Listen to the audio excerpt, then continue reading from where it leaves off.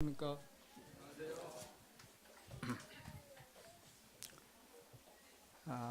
하나님은 살아계십니다. 하나님은 살아계시고 모든 사람이 구원받기를 원하시고 진리를 아는데 이르기를 원하시고 또 몸된 교회가 건강한 교회로 성장하기를 원하시지만 우리가 왜 또 성경 공부를 해야 되느냐 하면 이 사탄 마귀는 사람들을 믿지 못하도록 혼미한 마음을 주셨다 했습니다. 그리고 또 믿는 성도들에게는 이 바른 신앙을 갖지 못하도록 하기 위해서 늘 방해가 심하기 때문에 이런 데 경계하고 주의하라 해서 하나님께서 우리에게 늘 또 말씀을 해 주십니다. 오늘 이제 디모데전서 6장 3절에서 10절 말씀 또 보도록 하겠습니다.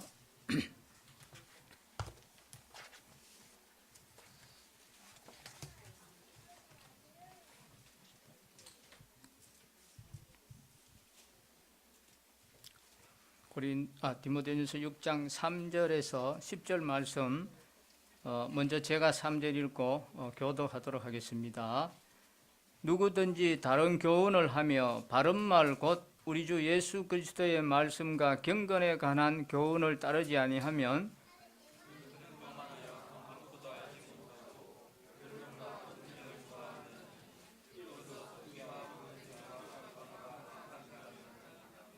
마음이 부패하여지고 진리를 잃어버려 경건을 이익의 방도로 생각하는 자들의 다툼이 일어나느니라.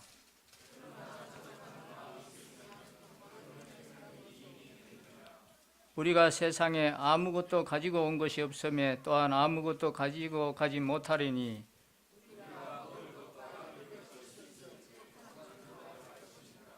부하려 하는 자들은 시험과 올무와 여러 가지 어리석고 해로운 욕심에 떨어지나니 곧 사람으로 파멸과 멸망에 빠지게 하는 것이라.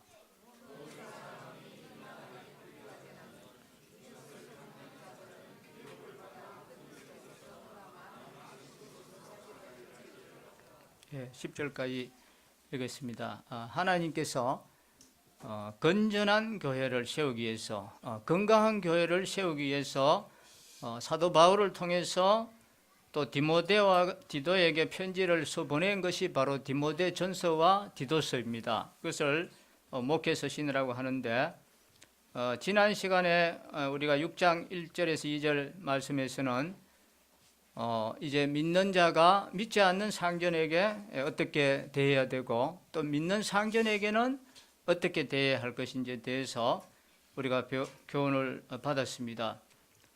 오늘 이제 읽은 3절부터 10절까지 내용은 우리가 1장에서도 이 부분은 약간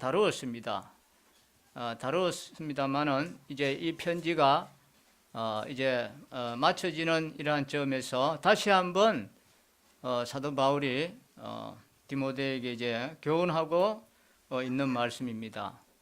교회와 복음을 흐는 것이 바깥의 어떤 세력으로 인한 것이 아니라 교회 안에서 부패된 세력이 일어난다고 했는데 그것이 바로 이단이라고 합니다.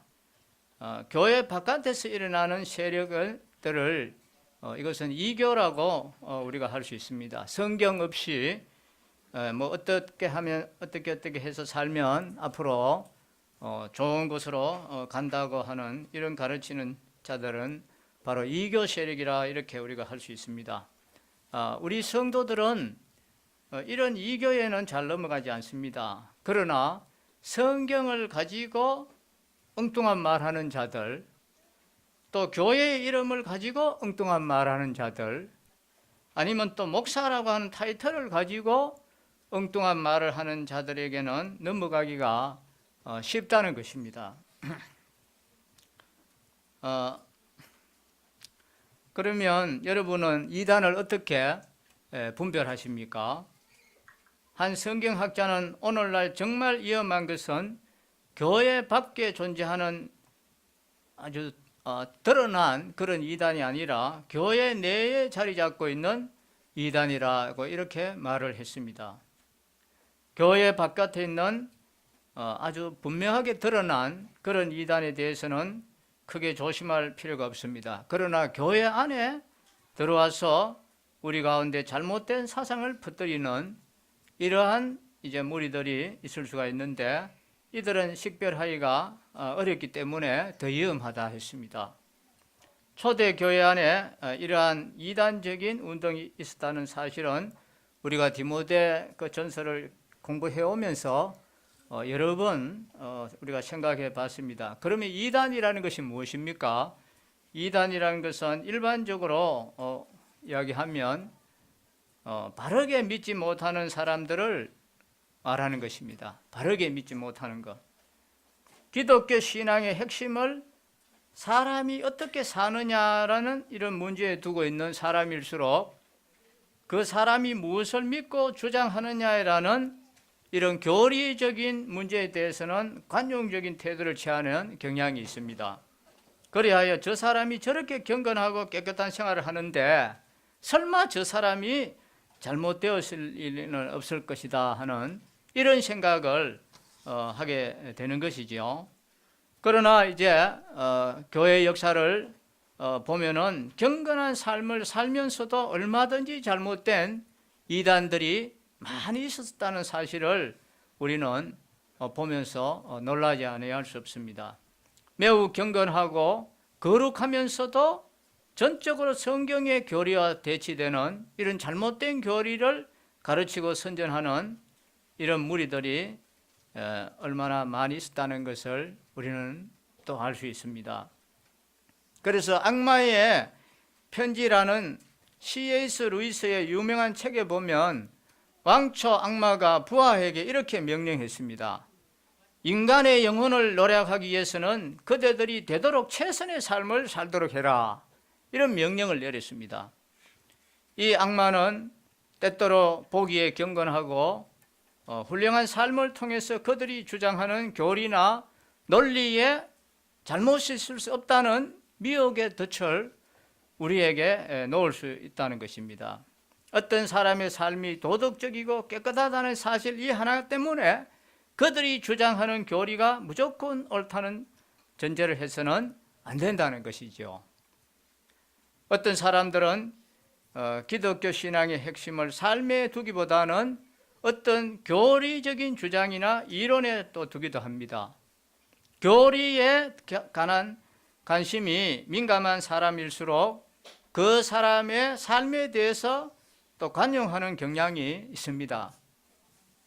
그래서 들어는 그들의 삶이 아주 잘못되었다 해도 그들이 올바른 교리를 가르치고 있다고 하는 이 사실만으로 그들을 용납하는 그런 경향이 있습니다.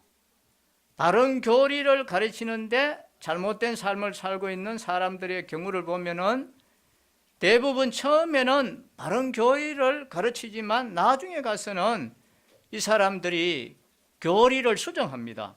왜냐하면 그들의 바른 교리가 그들의 잘못된 삶과 모순되기 때문에 어느 시점에 가서는 그릇되어가는 자기의 양심과 삶을 정당하게 하기 위해서 잘못된 교리를 만들어낼 수밖에 없는 것입니다. 그래서 끝에 가서는 달라지는 것입니다. 이단이라고 하는 한자를 풀어보면 끝에 가서 달라진다고 하는 이게 이단입니다. 이단이 뭐 처음부터 완전히 달라지면 사람들이 거기 왜 빠지겠습니까? 성경 공부 모임이라 해서 사람들을 모아놓고 해서 결국은 이제 끝에 가서 아주 바뀌어서 사람을 거기에 빠뜨리는 그런 경우가 많이 있습니다.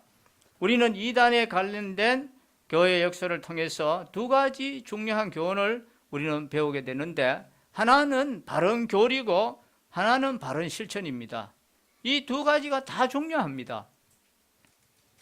다른 말로 하면 무엇을 믿느냐, 이게 굉장히 중요하죠. 우리가 무엇을 믿느냐, 그리고 또 어떻게 살아가느냐, 이 두 가지 중요한 문제가 됩니다. 성경이 이제 말하는 것은 이단을 우리가 분별할 때도 바른 교리에 근거한 바른 삶인가, 우리가 이걸 잘 봐야 됩니다. 바른 교리에 근거한 바른 삶인가, 이 두 측면을 보아야 되는데, 오늘 사도 바울은 이 본문에서 이 거짓된 종교인을 이야기하면서 이들의 이 두 가지 특성을 똑같이 이제 경계를 하고 있습니다. 그릇된 종교인들의 교리적인 이 왜곡된 것, 그리고 또 윤리적인 이 왜곡을 지적하면서 그들의 정체를 이제 폭로하고 있는 것을 보는데, 먼저 이제 거짓 종교인들의 이 교리적 왜곡에 대한 경고를 보도록 하겠습니다. 이제 3절, 4절 말씀을 보시겠습니다. 누구든지 다른 교훈을 하며 바른 말 곧 우리 주 예수 그리스도의 말씀과 경건에 관한 교훈을 따르지 아니하면 그는 교만하여 아무것도 알지 못하고 변론과 언쟁을 좋아하는 자니 이로써 투기와 분쟁과 비방과 악한 생각이 난다 했습니다. 여기 3절에 이 다른 교훈이라고 했는데, 이 다른 교훈이 바로 이단이라는 말입니다. 우리가 이단을 보고 이단이라고 당신은 이단입니다 이렇게 하면 그 사람들이 굉장히 흥분합니다. 왜 우리가 이단이냐 하고 막 반문하겠습니다. 당신이 지금까지 그리스도인들이 성경을 통해서 믿어왔던 바른 교훈과는 다른 교훈을 주장했기 때문에 나는 당신을 이단이라고 말합니다. 이렇게 이야기할 때 이 사람들은 아주 화를 내면서 아주 발끈하는 모습을 우리는 봅니다. 이단이라는 말은 성경의 견해와 다른 견해, 또 역사적인 그리스도인들이 지금까지 고백해왔던 신앙 고백과 이 다른 고백을 의미하는 것입니다.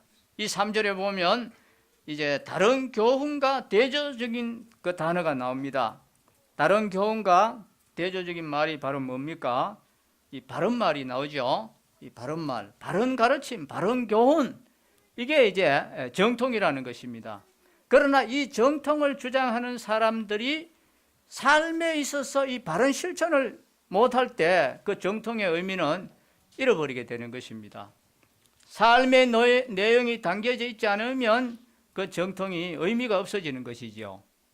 이 정통은 바른 실천을 낳아야 됩니다. 그러나 3절 말씀은 이제 바른 교훈의 중요성을 강조하고 있는데, 이제 이 3절에서는 바른 말, 바른 교리를 어떻게 설명하고 있습니까? 예수 그리스도의 말씀이라고 합니다. 이것은 두 가지로 해석될 수 있는데, 첫 번째 해석은 예수 그리스도에 대한 말씀이라는 것입니다. 이것은 예수 그리스도를 어떻게 이해하고 있느냐는 것입니다. 이 문제는 가장 중요한 핵심 교리라고 할 수 있습니다. 여러분은 그리스도를 어떻게 보고 있습니까?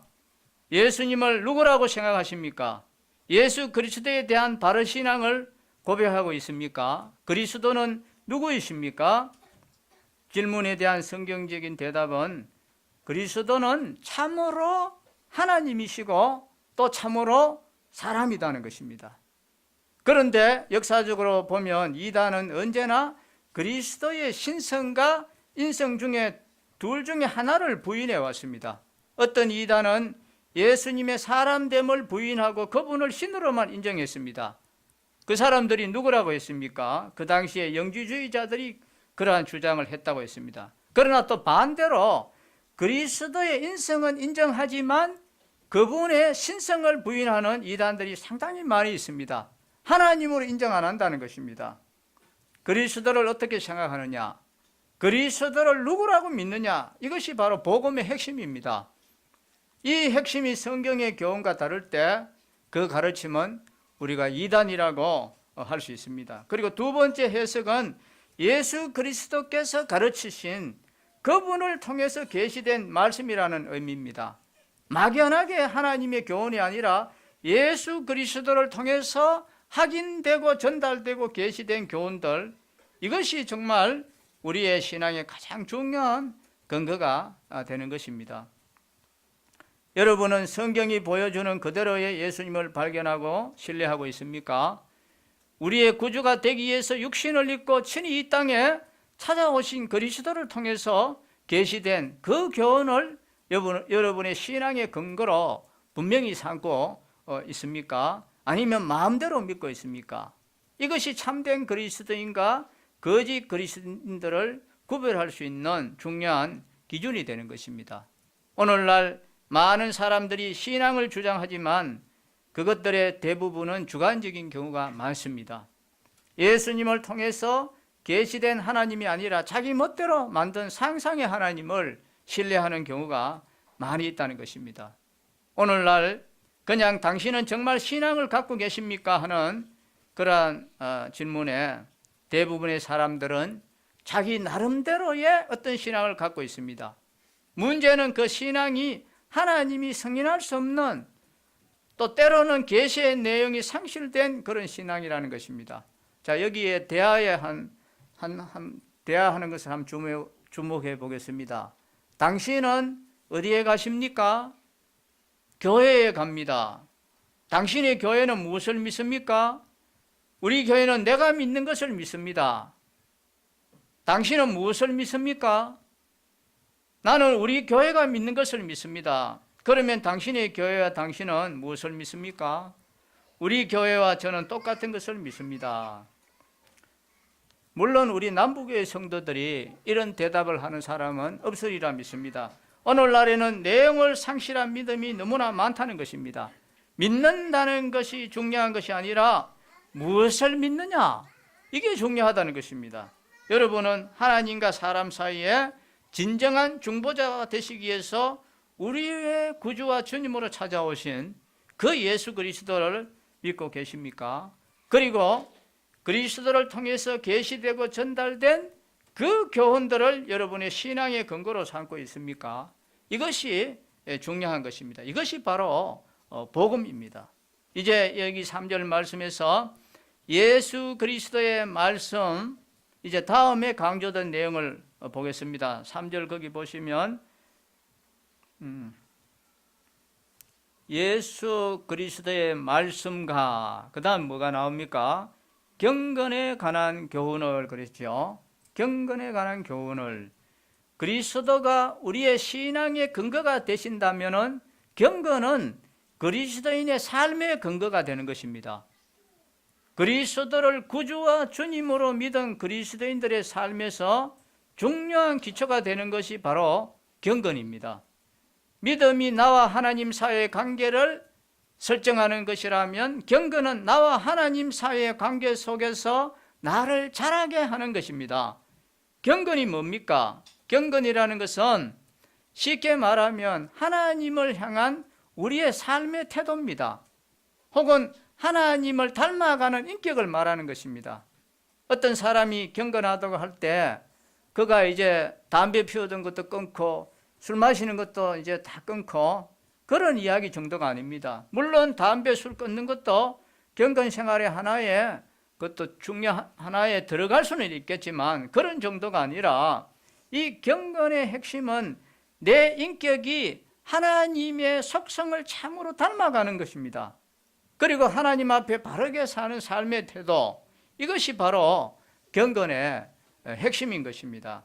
신앙생활에 가장 중요한 알파와 오메가가 있다면 그것은 바로 믿음과 경건이라고 하는 이 두 단어로 우리는 압축할 수 있습니다. 그리스도를 믿는 믿음으로 나와 하나님 사이의 관계가 맺어지고 그 다음에 이 경건을 통해서 하나님을 향해서 내 삶이 성숙해 가는 것입니다. 우리 여기 손을 얹으시고 거기 이제 디도서 1장 1절도 한번 보겠습니다. 사도 바울이 이제 디도에게 편지한 내용인데 1장 1절에 보면 하나님의 종이요 예수 그리스도의 사도인 나 바울이 사도된 것은 하나님이 택하신 자들의 믿음과 경건함에 속한 진리의 지식과 있습니다. 여기에 믿음과 경건함에 속한 진리의 지식이라고 했습니다. 믿음과 경건이 여기에서도 강조되고 있습니다. 우리는 그리스도를 믿는 믿음으로만 하나님을 알 수 있고 그분을 신뢰할 수 있습니다. 그리고 경건한 삶을 통해서만 성숙해 갈 수 있습니다. 여러분은 예수 그리스도를 믿는 믿음에 대한 교훈과 경건에 관한 바른 교훈을 성경을 통해서 참으로 이해하고 계십니까? 그리고 바로 이 교훈을 여러분의 신앙과 삶의 기초로 삼고 계십니까? 바른 교훈이라는 말은 이것은 올바른이라는 말입니다. 올바른, 틀리지 않는 교훈이라는 말입니다. 즉 건강한 교훈이라는 그런 말이지요. 그러면 반대말은 뭡니까? 병든 교훈이라는 것입니다. 어떤 교훈은 우리를 병들게 만듭니다. 이단자들이 가르치는 교리는 우리의 영혼을 병들게 하고 우리의 삶을 망칠 수가 있습니다. 뿐만 아니라 우리의 영혼을 영원히 파멸시킬 수도 있습니다. 그래서 성경은 이단에 관해서 아주 신랄하게 경고를 하고 있습니다. 왜 모든 종교인들이 조금 용납하는 너그러움을 갖지 못할까? 결국 다 천당 가자는 것인데 왜 예수 믿는 사람들은 그렇게 아우성을 치는가?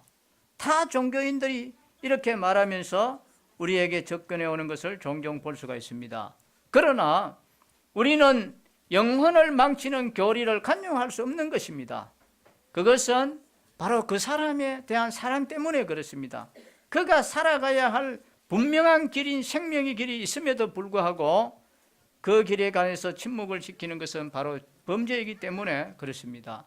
바른 교리는 그것이 단순히 틀리지 않다는 면에서만 중요한 것이 아니라 그것은 우리에게 생명을 주기 때문에 이것은 대단히 중요합니다.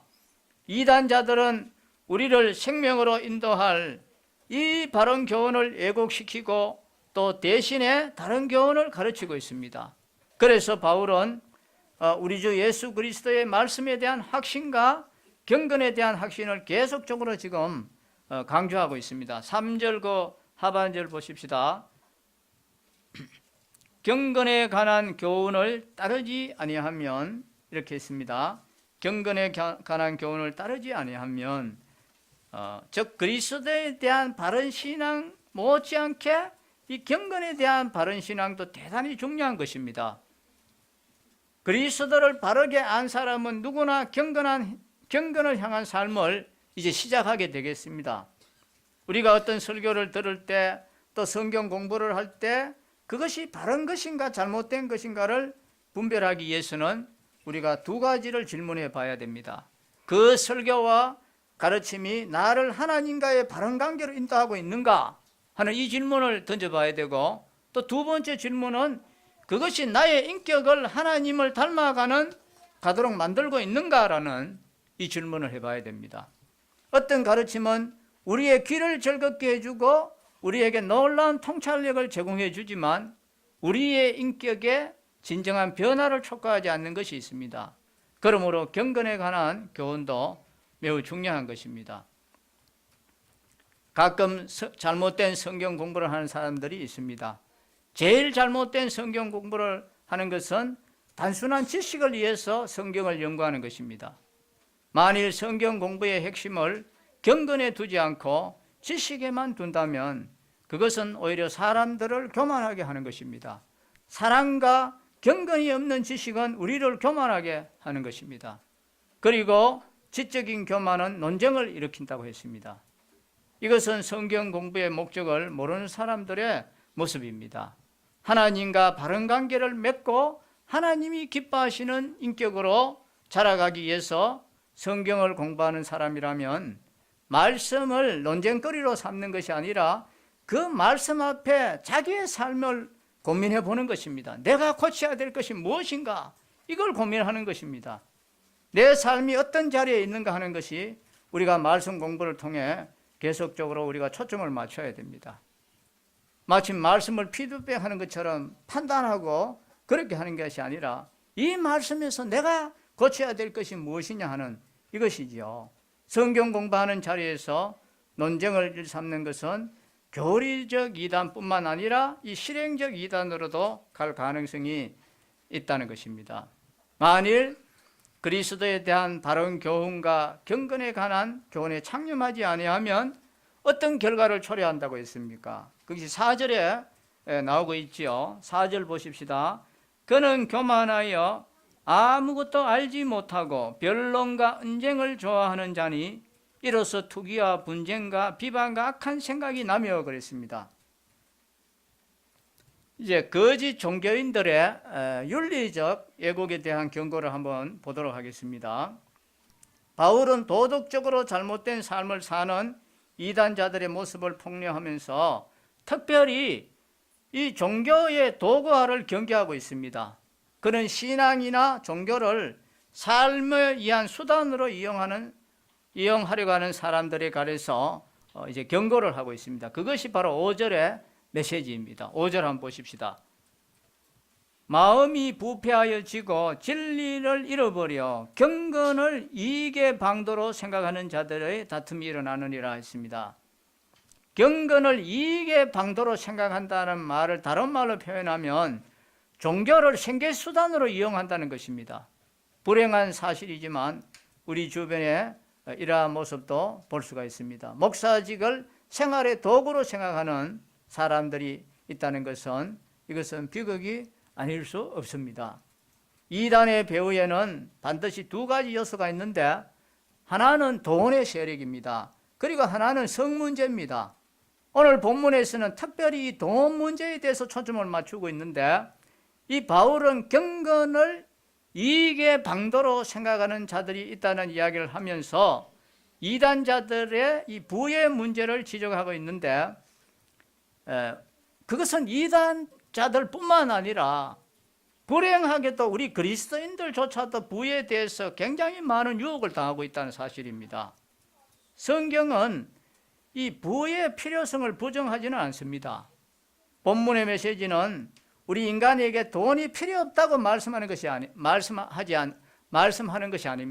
돈이 필요 없다고 말씀한 것이 아니라 돈의 필요성에 대해서 부인하는 것이 아니라 무엇을 지금 말합니까? 돈을 사랑하는 게 이게 문제라고 경고를 하고 있습니다. 10절 말씀을 한번 보세요. 10절에 돈을 사랑함이 일만하게 뿌리가 되나니 이렇게 했죠. 돈을 사랑하는 것이 일만하게 뿌리가 된다고 말씀합니다. 우리가 살아가기 위해서 돈이 필요합니다. 그것은 주님께서도 인정하시고 있습니다. 그러나 돈을 사랑하는 자리까지 가면 이것은 문제가 된다는 것입니다. 바울은 본문을 통해서 이 부의 정체를 폭로하고 경고하는데 네 가지로 한번 살펴보겠습니다. 첫 번째, 이 부의 순간성과 허무성입니다. 7절을 한번 보십시다. 우리가 세상에 아무것도 가지고 온 것이 없음에 또한 아무것도 가지 못하리니 했습니다.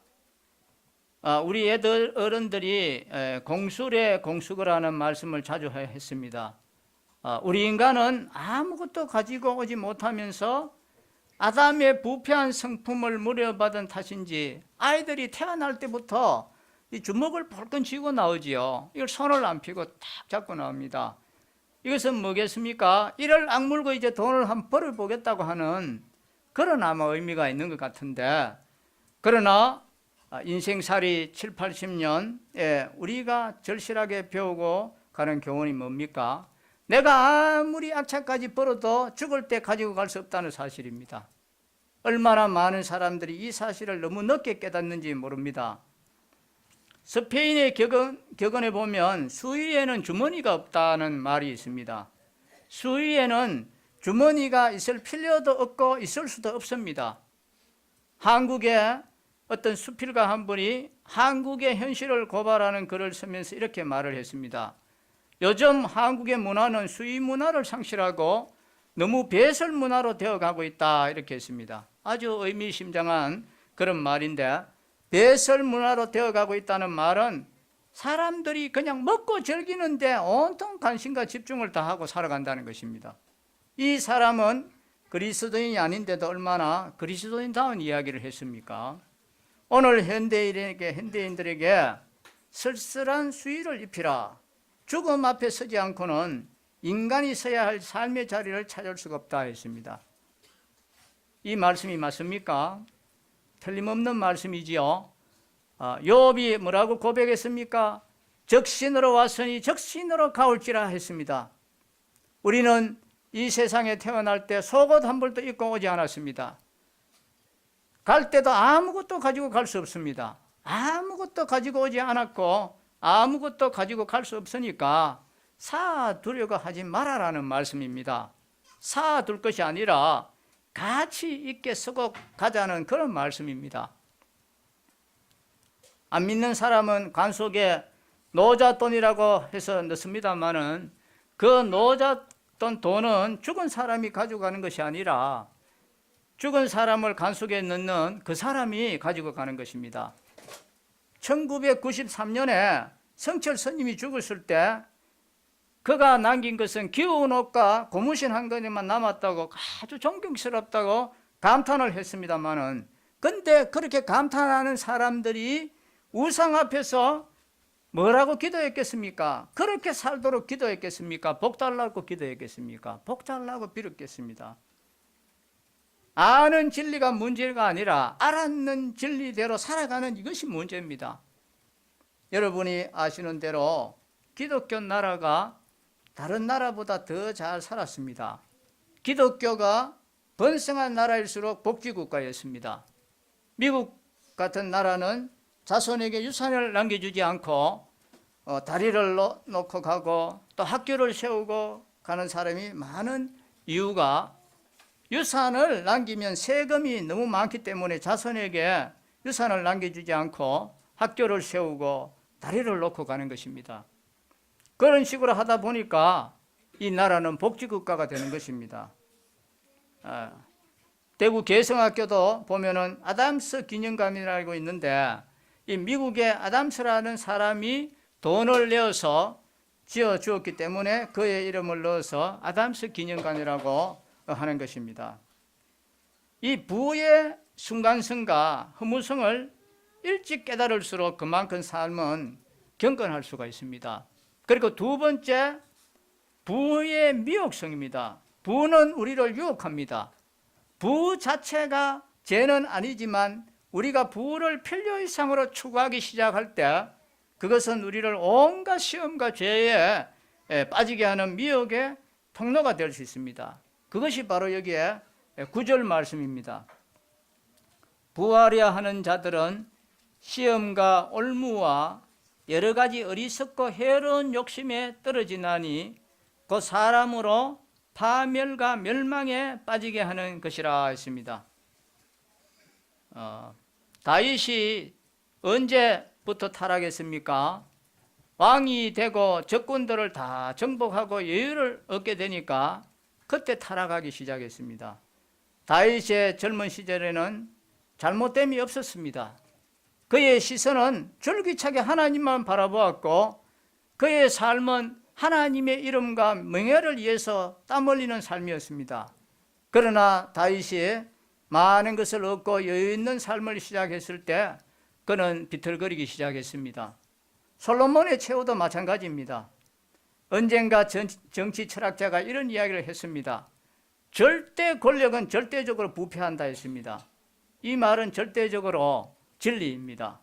우리가 많이 쥐고 있다는 사실이 꼭 좋은 것은 아닙니다. 그것은 우리를 부패시킬 수가 있습니다. 우리 민족의 도덕적 타락 현장을 우리가 지켜볼 때 근간에 우리 한국이 도덕적으로 많이 타락하고 있는 이유가 무엇입니까? 이제 돈이 좀 있고 시간이 있고 마음의 여유가 생겼습니다. 물질적으로는 풍족하지만 삶의 가치관이 부재했을 때 어떤 일이 일어났습니까? 죄를 짓는 것입니다.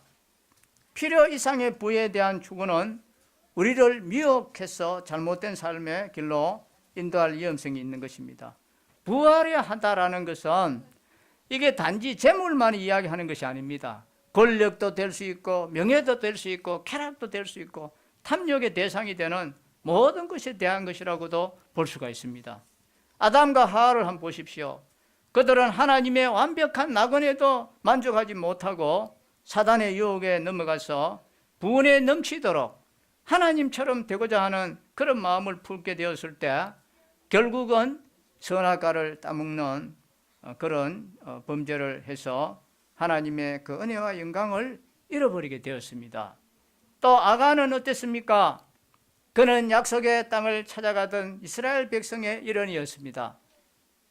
그가 끝까지 참고 인내했더라면 가나안 땅에 들어가서 약속받은 풍요와 행복을 누렸을 것인데, 그러나 그는 여리고 성의 재물을 보자 그 마음의 매력을 느끼고 탐심이 일어나서 결국은 어떻게 되었습니까? 가족 모두가 멸망하고 말았습니다. 돌에 맞아 죽었습니다. 또 가룟 유다는 어땠습니까? 그는 주님의 제자였지만 쓸데없는 재물에 탐욕을 부리다가 결국은 제자의 영광스러운 직분도 잃고 치욕스러운 죽음으로 인생을 마감했던 것입니다. 이러한 일은 오늘날도 동일하게 일어나고 있습니다. 이 세상에는 생활에 필요한 것들이 족하게 있음에도 불구하고 필요 이상의 탐심을 채우고자 온갖 방법을 다 동원하는 사람도 있습니다. 그들은 자신의 탐심을 채우기 위해서 사기를 치고 도박을 하고 밀수를 하고 마약을 하고 음란물을 팔고 심지어는 임신매매까지 하는 아주 극악한 범죄를까지 저지르고 있습니다. 제가 공무원에 근무할 때 장인 정신이라고 하는 교육을 시켜주신 구본대 소장님이라는 분이 계셨어요. 이분이 이제 강의를 하시면서 참 이분 훌륭하신 분입니다. 참 몸으로서 자기가 다 그 대구시를 위해서 헌신하신 분인데 사람들이 뇌물을 가져오면 이걸 돌려보내주면서 내가 책을 좀 읽도록 해달라 이렇게 부탁을 합니다. 그 뇌물을 받으면 책이 안 들어온다는 거예요. 그래서 다른 말 안 하고 내 책 좀 읽게 해달라 이런 부탁을 하면서 돌려보내주는 참 훌륭한 분이었습니다.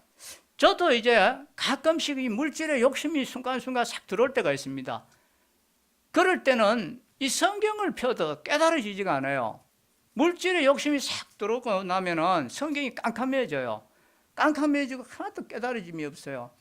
그럴 때 다시 주님 앞에 이게 내가 잘못됐구나 하고 회개하고 다시 버리는 그런 경우를 저도 가끔씩 일어나고 합니다. 그 다음 이 세 번째는 부의 반신앙성입니다. 그 10절에 보십시다. 10절에 보면 돈을 사랑함이 일만하게 뿌리가 되나니 이것을 탐내는 자들은 미혹을 받아 믿음에서 떠나 많은 근심으로서 자기를 찔렀도다 했습니다.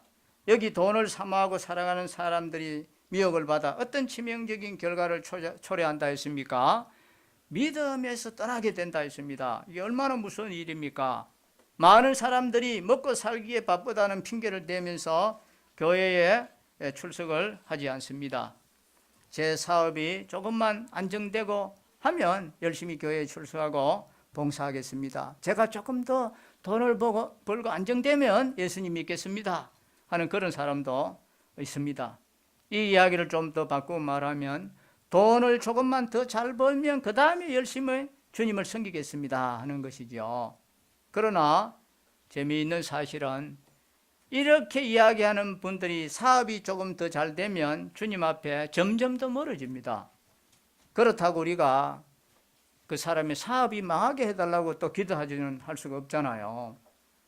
우리는 성경에 보면 이 부자 가난이 주님을 던지고 떠나갔던 이야기를 읽고 있습니다. 영생을 얻고자 하여 온 이 청년에게 우리 같으면 어떻게 말하겠습니까? 당신이 해야 할 일은 아무것도 없습니다. 그냥 예수님을 값없이 믿기만 하면 영생을 얻을 수가 있습니다. 이런 식으로 우리가 말할 수 있겠지요. 그러나 예수님은 이렇게 말씀했습니다. 내게 있는 것을 다 팔아 가난한 자들을 나눠주라. 그리하면 하늘에서 보아가 네게 있으리라.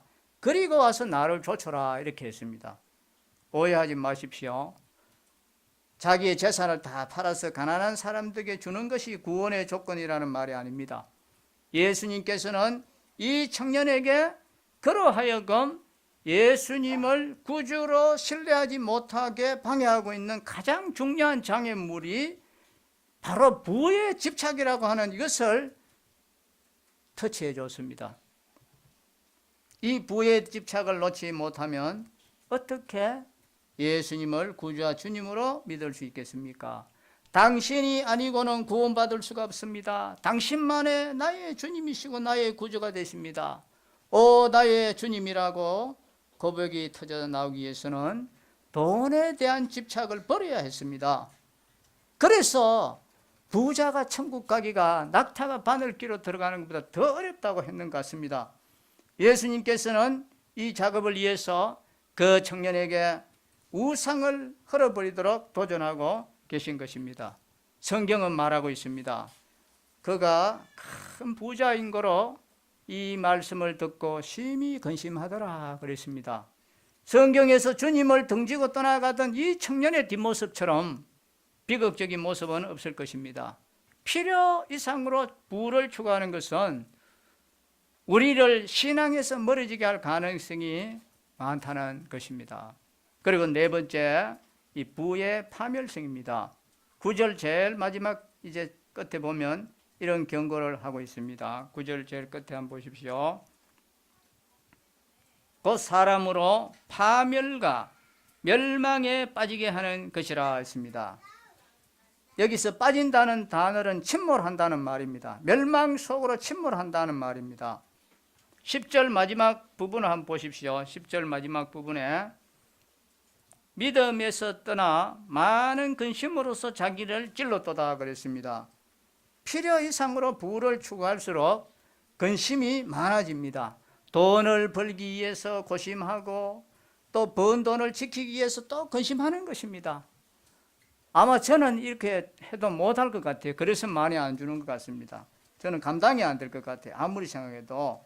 찔렀도다 했습니다.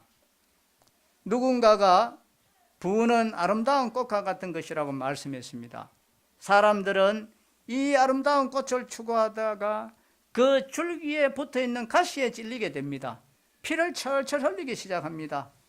인격은 너덜너덜해지고 주님에게서 멀어지고 인간관계에서는 갈등과 오해와 불신을 낳습니다. 차라리 가난했더라면 하는 생각이 들지 않았겠습니까? 부를 추구해 나가다가 심적 고통을 느끼니까 자기를 학대하는 삶을 살게 되는 사람들이 있습니다. 물론 다 그런 것은 아닙니다. 훌륭한 그리스도인 부자의 예도 얼마든지 있을 수 있습니다. 그러나 그것은 적은 숫자이고 보통 사람들은 부를 추구할수록 그것이 가져다 주는 유익보다는 그것의 가시에 찔릴 가능성이 훨씬 많다는 사실을 우리는 기억해야 됩니다. 자신은 예라고 우리는 생각하지 말아야 됩니다. 돈의 맛을 보기 시작하면 누구든지 타락하고 부패할 가능성이 있는 것입니다. 인간이 타락하는 것은 암을 발견하는 것과 비슷하다고 했습니다. 어느 날 갑자기 진단을 받아보니까 암입니다. 그때는 이미 늦었습니다. 너무 늦기 전에 자신의 삶을, 자신의 부패성을 하나님 앞에서 돌아보고 구원받은 그리스도인으로서 하나님과 바른 관계를 맺어가야 하는 것입니다. 이럴 때 우리의 삶에 주어질 최대의 과제는 무엇입니까? 본문에 의하면 그것은 경건을 추구하는 것입니다. 하나님이 기뻐하시는 인격을 이루어가고 하나님을 향한 삶의 깊이를 성숙시켜 나가는 삶인 것입니다. 옛날 청교도들은 필요 이상으로 소유하는 것을 아주 두려워했다고 합니다. 그렇다면 필요의 기준은 도대체 무엇입니까? 8절에 한번 보십시다. 우리가 먹을 것과 입을 것이 있은즉 족한 줄로 알 것이니라 했습니다. 우리는 먹을 것과 입을 것이 있으면 족하다 했습니다. 그것이 필요의 기준입니다. 청교도의 고백을 들어보십시오. 필요 이상으로 주어진 것은 그것은 우리로 두 가지의 책임을 갖게 한다. 하나는 감사해야 할 책임이고 또 하나는 나누어야 할 책임이라고 했습니다. 그들은 언제나 하나님이 필요 이상으로 주신 것은 주변의 사람들을 돌아보고 뜻있는 일을 하는데 사용해야 한다는 이 책임의식을 가졌던 것입니다. 그들은 자손들에게 재산을 물려주는 것을 최대의 수치로 알았습니다. 그래서 그것을 자손들에게 물려주는 대신에 큰 학교를 짓고 장학사업을 하고 하나님의 사역을 위해서 드렸습니다. 미국의 학교 재단이나 교회의 대부분이 초기에 이 신대륙의 이민은 이 사람들의 유산에 의해서 이루어졌다고 합니다. 우리는 청교도들의 이대한 신앙 고백에서 우리가 교훈을 얻어야 됩니다. 지금까지 우리는 부의 정체를 네 가지 측면에서 생각해 보았습니다. 당시에 많은 사람들이 부를 추구하는 그릇된 삶 속에 빠져서 믿음에서 떠났습니다. 바울이 오늘 본문에서 부의 위험성을 극복하기 위한 중요한 삶의 태도로서 강조하고 있는 덕이 바로 무엇입니까? 바로 6절에 있습니다. 6절 한번 보시겠습니다. 그러나 자족하는 마음이 있으면 경건은 큰 이익이 되느니라 했습니다. 욕심이 생기기 시작하면 그 욕심을 정당화하기 위해서 거짓말을 하고 흥분하고 언쟁을 합니다. 그러므로 경건을 추구할 수가 없는 것입니다. 경건을 추구하기 위해서 가장 중요한 삶의 자리가 무엇입니까? 그것은 자족입니다. 자족. 이미 주신 것으로 만족하고 감사하면은 아우성칠 필요가 없다는 것입니다. 그러므로 경건을 추구할 수 있는 것입니다. 우리가 먹을 것이 있고 입을 것이 있고 잠잘 것이 있으면 되는 것입니다. 그리고 성경의 그 말씀을 봐도 게으르지 않고 성실하게 일하면 어느 정도의 또 자녀들을 교육시켜주고 할 수는 다 있다는 것입니다. 이 셰익스피어는 이런 유명한 이야기를 했습니다. 만족은 최대의 재산이다 했습니다. 만족할 수 있다면 그 사람이 바로 부유한 사람이라고 했습니다. 많이 누리고도 만족하지 못한다면 그 사람은 가난한 사람입니다. 돈이 아무리 많다고 만족합니까? 조금만 더 벌었으면 좋겠다 이야기하지 않습니까? 그래서 바울은 빌립보서 4장, 여기 손을 얹으시고 한번 찾아보겠습니다. 빌립보서 4장 11절에서 어떻게 이야기하는지 바울이 이런 고백을 합니다. 4장 11절을 한번 보십시다. 내가 궁핍함으로 말하는 것이 아니니라. 어떠한 형편에든지 나는 자족하기를 배웠노니 그렇습니다. 나는 자족하기를 배웠다.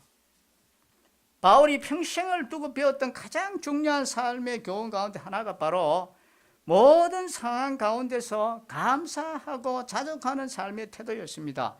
이러한 태도를 가진 사람은 어떤 상황에서도 쓰러지지 않습니다. 여러분은 자족하십니까? 그렇지 않다면 경건 생활에 문제가 됩니다. 자족할 줄 아는 것처럼 위대한 것은 없습니다. 저도 얼마 전까지만 해도 전세 6천을 구했습니다.